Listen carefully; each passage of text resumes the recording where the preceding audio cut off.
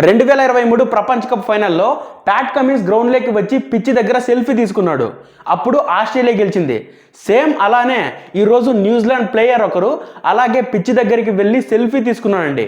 2023 సెంటిమెంట్ని మళ్ళీ రిపీట్ చేస్తా అంటున్నాడు. అంతేకాకుండా రేపు ఫైనల్లో వాడుతున్న పిచ్చు రెడ్ సాయిల్ కాదు, బ్లాక్ సాయిల్ కాదండి. మనోళ్ళు ఏదో పెద్దగానే ప్లాన్ చేస్తున్నారు.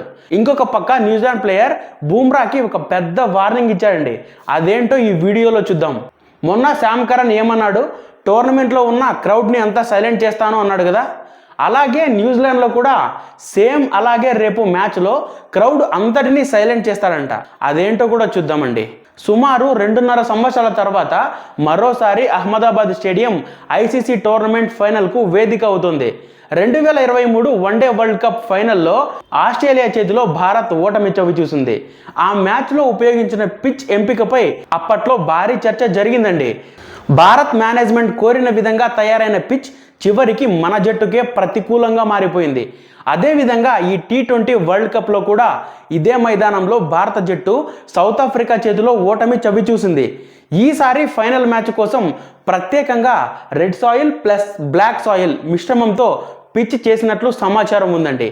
పిచ్లో సుమారు 70% రెడ్ సాయిల్, 30% బ్లాక్ సాయిల్ ఉంటుందని ఇన్ఫర్మేషన్ ఉంది. రెడ్ సాయిల్ పిచ్లో బంతి వేగంగా వస్తుంది, మంచి బౌన్స్ ఉంటుంది.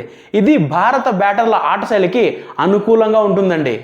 బ్లాక్ సాయిల్ పిచ్ మాత్రం సాధారణంగా నెమ్మదిగా ఉండి బ్యాటింగ్కి కష్టతరం చేస్తుంది. బట్ ఇలా కాకుండా మిక్స్డ్ పిచ్ వాడడం వల్ల బ్యాటింగ్ ప్లస్ బౌలింగ్ మధ్య బ్యాలెన్సింగ్ ఉండే అవకాశం ఉంది.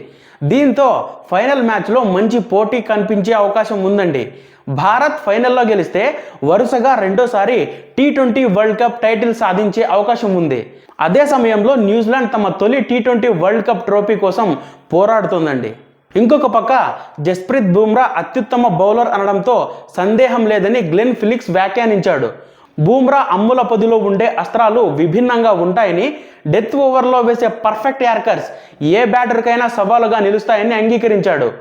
బుమ్రా గొప్ప బౌలర్ అయినప్పటికీ అతను కూడా ఒక మనిషి అని, ఈ విషయాన్ని మనం అందరూ గుర్తుపెట్టుకోవాలని, అందరిలాగే అతనికి కూడా ఓ కలసిరాని రోజు ఉంటుందని, అదే ఫైనల్ మ్యాచ్ రోజు కావాలని తాము బలంగా కోరుకుంటున్నట్లు ఫిలిప్స్ తెలిపాడు. భారత్ను ఓడించేందుకు తమ దగ్గర ప్రణాళికలు ఉన్నాయని, బుమ్రాను టార్గెట్ చేయడమే తమ పని అని ఫిలిప్స్ ధీమా వ్యక్తం చేశాడండి. బుమ్రా ఎంత డేంజరస్ బౌలర్ అయినా అతని బంతులను ఖచ్చితంగా బౌండరీలకి తరలిస్తామని, అందుకు తమ బ్యాటర్లు ప్రత్యేకంగా సన్నద్ధమయ్యారని తెలిపాడు. దీంతో ఇప్పుడు ఫైనల్లో బుమ్రా ఎలాంటి అస్త్రాలతో బరిలోకి దిగుతాడు అన్నది చాలా కీలకంగా మారిందండి.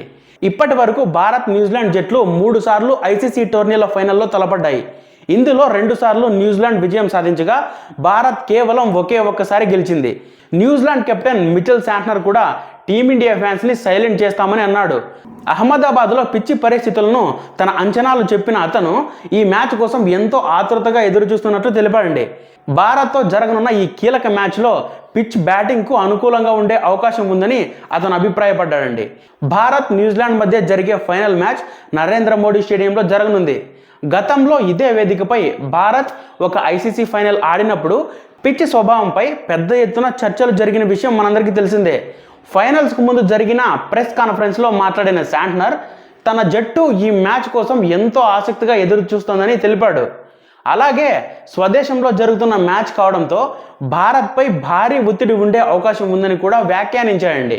అహ్మదాబాద్ స్టేడియంలో లక్షలాది మంది ప్రేక్షకుల మధ్య భారత్ తన ఆధిపత్యాన్ని చాటుకోవాలని భావిస్తోంది. డిఫెండింగ్ ఛాంపియన్గా బరిలోకి దిగుతున్న సూర్యకుమార్ యాదవ్ సేన గత రికార్డుల్ని పక్కన పెట్టి సరికొత్త చరిత్ర సృష్టించాలని చూస్తోంది. మరోవైపు శాంట్నర్ నేతృత్వంలో కివీస్ జట్టు తమ నిలకడైన ఆట తీరుతో భారత్ను ఇబ్బంది పెట్టాలని స్కెచ్ వేస్తోంది. 2025లో తాము సాధించిన విజయాన్ని మళ్ళీ పునరావృతం చేసి ICC finals head to head రికార్డును సమం చేయడమే టీమిండియా ముందున్న అరుదైన లక్ష్యం అండి. ఇక Mitchell Santner 2023 one day world cup ఫైనల్కు ముందు ఆస్ట్రేలియా కెప్టెన్ ప్యాట్ కమిన్స్ ఇలాంటి వ్యాఖ్యలే చేశాడు. 1,00,000కు పైగా ఉన్న స్టేడియం జనాలను మౌనంగా ఉంచడమే నా లక్ష్యం అన్నాడు. చెప్పినట్టే కమిన్స్ ఆ రోజు భారత్ని ఓడించి కప్పు ఎగరేసుకుపోయాడు. ఇప్పుడు శాంట్నర్ కూడా అదే బాటలో నడుస్తున్నాడు.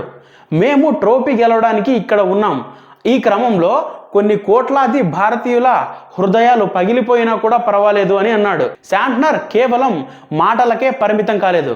ప్రాక్టీస్ సెషన్ సమయంలో అతను తన మొబైల్ ఫోన్తో స్టేడియంలోకి వెళ్ళి పిచ్ దగ్గర సెల్ఫీ తీసుకుంటున్న దృశ్యం సోషల్ మీడియాలో వైరల్ అవుతోంది. సరిగ్గా 2023 ఫైనల్కు ముందు ప్యాట్ కమిన్స్ కూడా ఇలాగే పిచ్ను క్షుణ్ణంగా పరిశీలించి ఫోటో తీసుకున్నాడు. ఇక అభిషేక్ శర్మ ప్రదర్శన నిరాశాజనకంగా ఉందండి.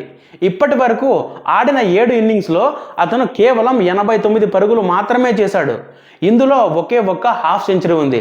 అతని స్కోర్లు మనం ఒకసారి గమనిస్తే 0-0-0, 15, 55, 10, 9 ఈ స్కోర్ మాత్రమే చేశాడండి.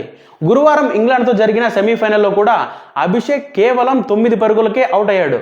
టోర్నీ ప్రారంభంలో అతనిపై భారీ అంచనాలు ఉన్నప్పటికీ కీలక సమయాల్లో కెప్టెన్ కోచ్ నమ్మకాన్ని అతను నిలబెట్టుకోలేకపోయాడు. న్యూజిలాండ్పై ఫినిషర్ పాత్ర పోషించడానికి రింకు సింగ్ సరైన ఎంపిక అని విశ్లేషకులు భావిస్తున్నారు. 7వ నంబర్ స్థానంలో రింకు బ్యాటింగ్ చేయడం జట్టుకు ఎంతో ప్రయోజనకరం. ఇప్పటి వరకు భారత్ తరపున 45 టీ20 ఇంటర్నేషనల్ మ్యాచ్లు ఆడిన రింకు 155.74 స్ట్రైక్ రేట్తో 665 పరుగులు చేశాడు. ముఖ్యంగా మిడిల్ ఓవర్లలో స్పిన్నర్ను ఎదుర్కోవడంలో భారీ సిక్సర్లు బాదడంలో రింకు సింగ్ దిట్టండి. కివీ స్పిన్ అటాక్ను ఎదుర్కోవడానికి రింకు వంటి పవర్ హిట్టర్ జట్టులో ఉండడం అవసరమని సూర్య భావిస్తున్నట్లు సమాచారం ఉందండి. సో చూద్దామండి రేపటి మ్యాచ్లో ఏం జరుగుతుందో అనేది. ఫ్రెండ్స్, ఇంతటితో అయితే మన వీడియో ముగుస్తుంది. వీడియో కంటెంట్ఫుల్గా అనిపిస్తే లైక్ చేసి కమెంట్ చేయండి. ఇంకా ఎవరైనా మన ఛానల్ని సబ్స్క్రైబ్ చేసుకోకపోతే సబ్స్క్రైబ్ చేసుకుని బెల్ ఐకాన్ ఆన్లో పెట్టుకోండి. Love you all.